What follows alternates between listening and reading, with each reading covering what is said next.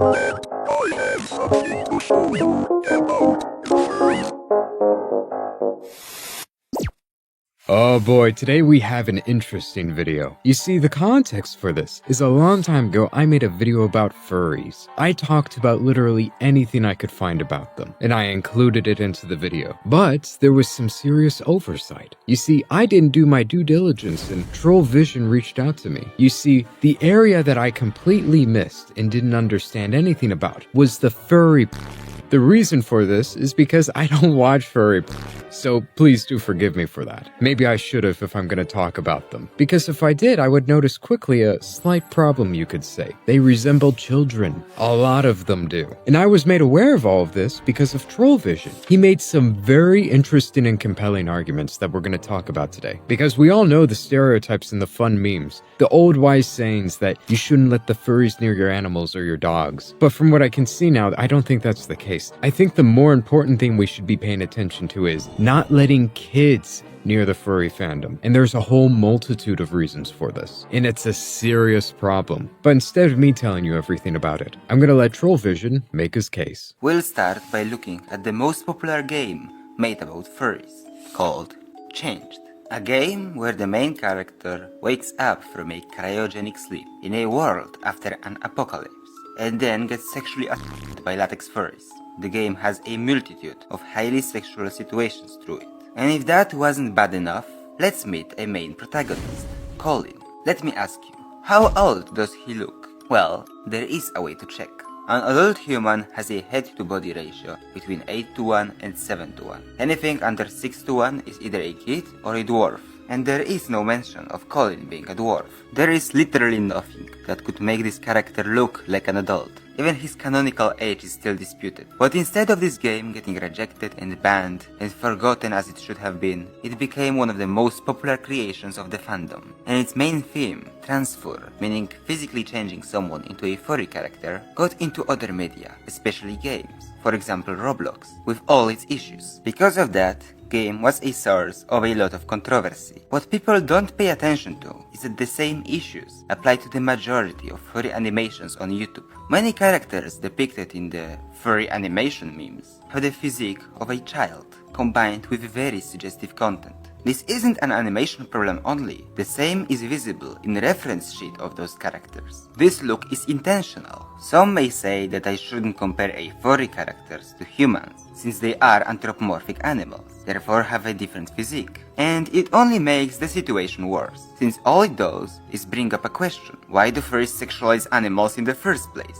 And despite that, there are media without these issues, with anthropomorphic animals that look full-grown. In case the body to head or the face proportions have to be different, there are multiple other ways to make a character not look like a child, none of which are used by those animators. Or maybe if that's too hard, just don't sexualize them? Saying it's just an art style is not an argument either, as they have intentionally picked that art style and then sexualize it. Actually, all of that is made even worse by this art style that is present in a majority of the furry content. Art style that is very appealing to kids.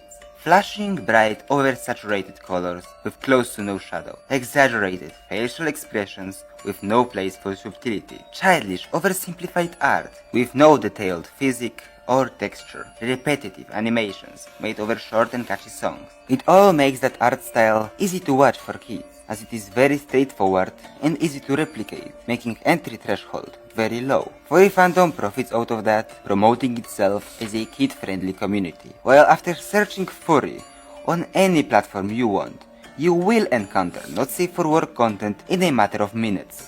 Now, with everything he said in mind, this leaves a lot of problems. One of them is 10 to 15% of the furry fandom is made of minors, while the majority of furries are into porn. The second one is all of these games, media, drawings, all of the not safe for work material are drawn in childlike ways, commonly depicting childlike characters, which automatically makes it more appealing to minors. Thirdly, the most common age people are exposed to porn is 10 to 13. That should be a red flag to automatically say that this community is a gateway to porn. It could be the first way they're ever exposed to this type of media. That's a serious problem. It doesn't take much to put two and two together. We got the furry community. They're creating porn 24/7. I mean, they're in the Chinese sweatshops at this point. They're given their tablets and they're forced to create porn day in and day out of furries, depicting children in cartoonish styles that are also appealing to children. And that's going to be consumed by a lot of children. You're 10 years old and the first type of